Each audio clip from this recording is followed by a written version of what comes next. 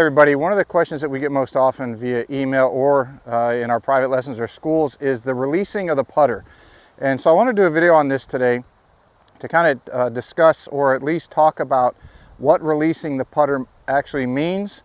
And then should you do it in particular, especially as technology has advanced as far as agronomy, the ability to cut greens to a much lower height than they used to be many years ago, let's say during the 70s and 80s, and even before that when strokes were very risky. So this was brought to light quite a bit by Brando Chambly. Recently posted a putting video of Jack Nicklaus. I think it's from about the mid 70s. I'm not quite sure on that, but it's right around there. It could be the early 80s. And there was a lot of wrist stroke, release in Jack's stroke. But again, of course, the green agronomy at that time was not anywhere near what it is today.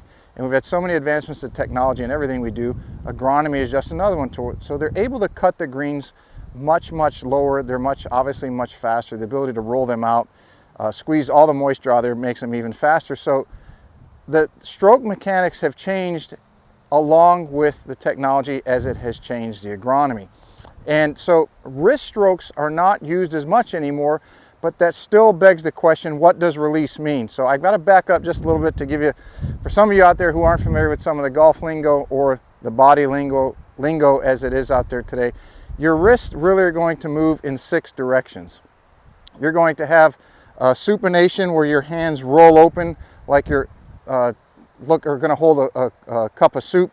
So your trail hand would supinate, your front hand would pronate. That would be rolling this way, and then they can roll back this way. So either the hands are pronating and supinating, the forearms are doing so, upper arms are doing so, or the shoulders are rolling as well. So that would be one way that some of you might have been taught to release the club. Another way would be for the wrist to work in flexion and extension. Now, this has been talked about quite a bit in the full swing, more so than in the putting. And in flexion and extension, flexion would be where your wrist bends inward, or adduction as they move towards the center. And extension would be where the wrist, the back of the fingers, move closer to the forearm. So you could have a release this way, as Mr. Nicklaus did in his video. And if there's going to be one of those two that you just have to have because you've done it for so long, I would say use the flexion extension as Mr. Nicklaus did. Obviously he putted very good, even though they were on what we would deem inferior greens compared to today, in that when you flex or you extend one wrist and you flex the other, and then you go the opposite as you make your stroke and go through the ball, at least the face is staying square to the path or the target line, depending on your style of stroke. When you get into pronation and supination, when your hands are rolling or your forearms or your shoulders are rolling, that face is gating too much, meaning it's working too much open and too much closed. It's very similar to a gate on a fence, whether it's in your yard or wherever you might go in and out of a gate. So if you use the gating stroke, you're going to be extremely reliant on timing of the face squaring itself back up to the intended target line and launching the ball down that intended target line as you wish. When you use the flexion and extension wrist stroke, the putter face again will stay more square, either in line with the target line or in line with the plane.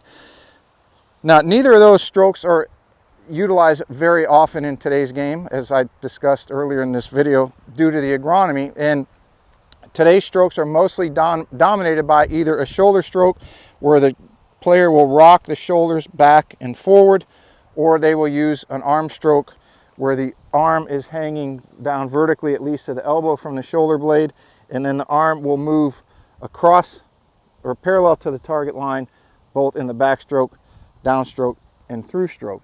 So the type of stroke has changed. The shoulder stroke and the arm stroke, as they're utilized today, are far more superior for the type of grass and conditions we play.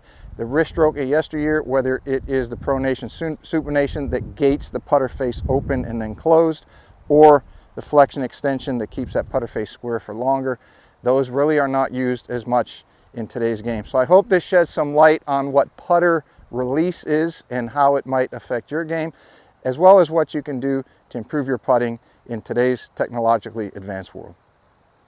Hey everybody, thank you for watching another one of our videos. If you found this useful and used it in your game, don't forget to click that like button and let us know down in the comments below. Also, don't forget to check out our podcast, one of the hottest podcasts in golf, Golf 360. If you'd like to watch another one of our videos or subscribe to our channel, you can do so right over here.